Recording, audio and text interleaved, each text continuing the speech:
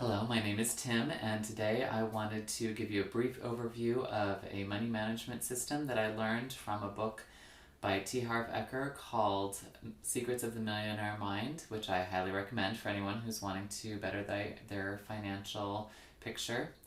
So it's called the jar system, and so basically you would either set up 6 jars or 6 bank accounts to divide up each of your paychecks. Every time that you have any money coming in, divide it out into these different accounts to manage your money. So the first jar is the jar for your needs, for food, clothing, shelter, things like that, your regular bills. And that should be 50%, or it can be up to 55%. So that's the percentage that should be going towards needs. Second jar is your financial freedom account, which basically is going to be your investments, things that eventually you will live off of the interest of that money or off of income from the business that you purchase with that investment. So it's for investment that you don't ever want to spend that money. It's only to be invested where you know, or you have a really good idea that you're going to get a good return on that investment so that you can live off of the interest.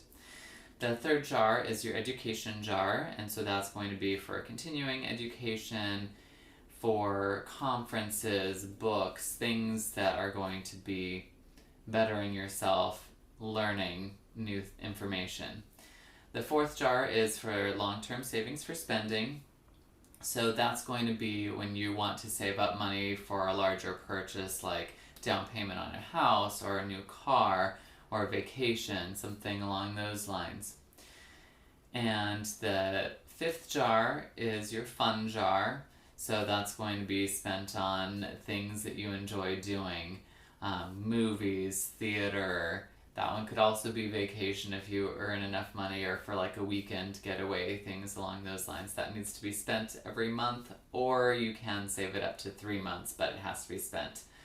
It's kind of the release valve. If you're disciplined in managing your money, you're always getting a reward because you have this fun money that you're able to spend. And the sixth jar is for charity.